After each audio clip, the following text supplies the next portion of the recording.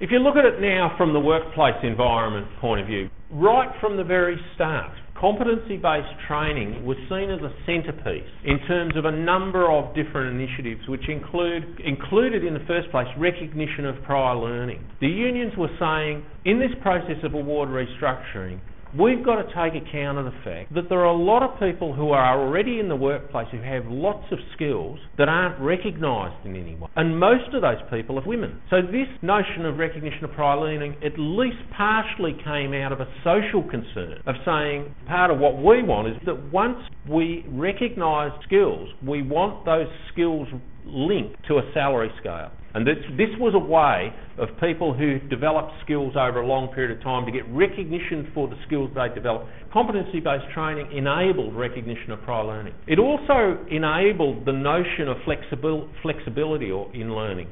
And that was to a great degree associated with industry saying the TAFE system is not flexible enough to provide the sorts of training when and where we want the training to occur. The competency-based training enabled flexibility from an industry perspective.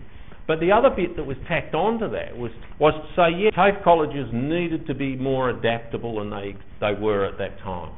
And competency-based training provided a mechanism for that to occur, because you could then suddenly pick out competencies and say, these are the competencies that we want.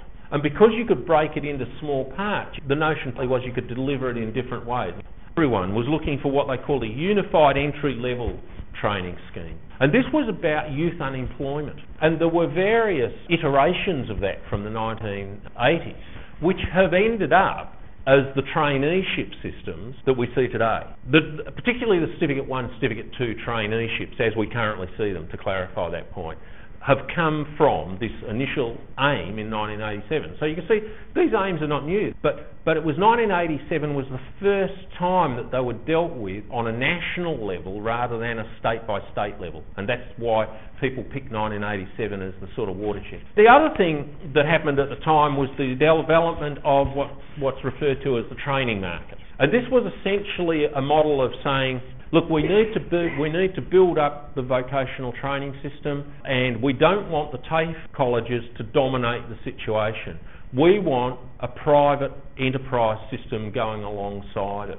And so the training market idea was initiated at that point. What they were looking to do was diversify the provision of vocational training so that there would be a public component and a private component.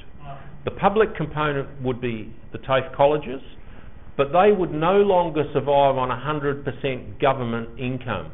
That they would also have to diversify their activities to engage in income-producing activities, establishing a private training market where private providers could also deliver training and draw on government funds for that training. So that they were trying to put competition into the marketplace.